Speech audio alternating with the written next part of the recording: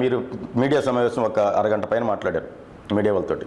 మాట్లాడి మీరు రకరకాలుగా మీరు చెప్పారు, నాకు ఎన్టీ రామారావు గారి స్ఫూర్తి, రాజకీయం అనేది ఒక వ్యాపారం అట్లా కాదు, నా రాజకీయం వేరు, రాజకీయ శూన్యం ఏర్పడినప్పుడే నేను వస్తాను, ఎమ్మెల్యేగా 2029లో ఏ ధీమాతో మీరు 2029లో పోటీ చేయాలని అనుకుంటున్నారు?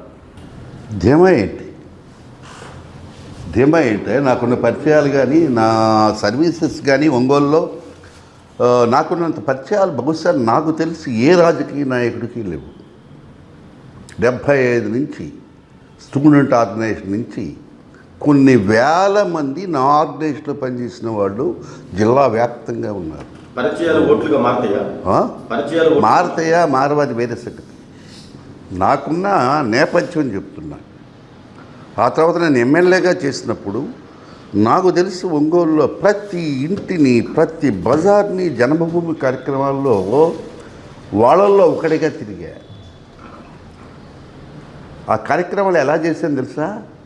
కాంట్రాక్టర్లు కాదు, 1% కూడా ఇంజనీర్లకి పర్సంటేజ్ లేకుండా జన్మభూమి కాన్సెప్ట్ తోటి ప్రతి రోడ్డు, సీసీ రోడ్డు, ప్రతి రోడ్డు, 100 రోడ్లు సంఖ్య కూడా నేను లెక్కేయలేను.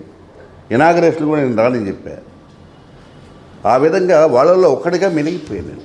నీకు తెలుసా అసలు మున్సిపాలిటీ వాళ్ళని తీసి పక్కన పడేశారు. పబ్లిక్ హెల్త్ వాళ్ళు పెట్టే ఎగ్జిక్యూషన్. మున్సిపాలిటీ వాళ్ళు పర్సంటేజ్లు తీసుకుంటారనే ఉద్దేశంతో వాళ్ళని తీసి పక్కన పడేసి కలెక్టర్ గారితో మాట్లాడి ఎగ్జిక్యూషన్ మొత్తం కంప్లీట్గా పబ్లిక్ హెల్త్ వాళ్ళకి వేయించేసి ₹1 కూడా పర్సంటేజ్ తీసుకోకుండా క్వాలిటీ, మామూలు క్వాలిటీ కాదు, 100% క్వాలిటీ తోటి నేను వర్క్ చేయించా. చరిత్రలో ఎప్పుడన్నా విన్నావా నువ్వు? పర్సంటేజ్ అనేది లేకుండా మున్సిపాలిటీలో సీసీ రోడ్లు వేయటం అనేది మీరు ఎప్పుడన్నా విన్నారా? అంత కష్టపడిన ఎదురారు బాబుకి 1999లో ఎందుకు సీట్ ఇవ్వలేదు? రకరకాల కారణాలు ఉంటాయి.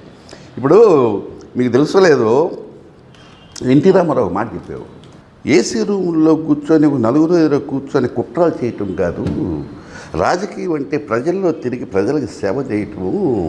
చివరికి ఏ స్థాయికి తీసుకొచ్చారంటే రాజకీయం అనే మాటని, ఇప్పుడు నీకు తెలుసా రాజకీయం అనే మాటని దేనికి వాడుతున్నారు చెప్పు?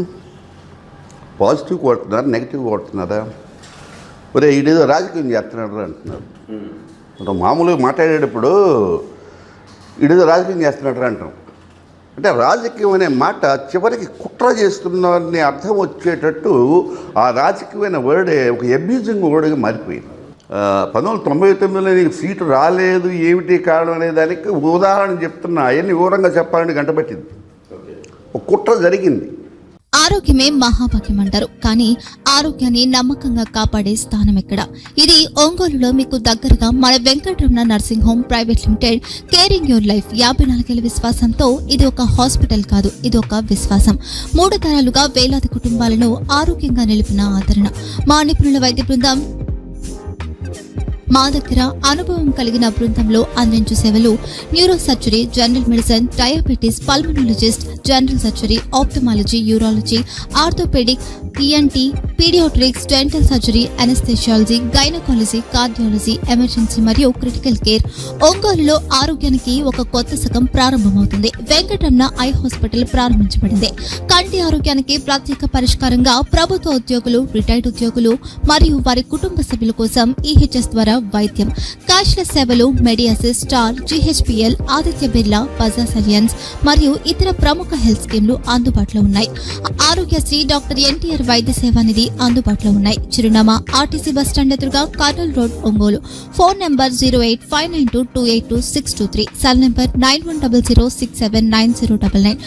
Eye hospital number 9866484770. Website www.venkatramanarsinghome.com. Facebook www.facebook.com/pkrnh.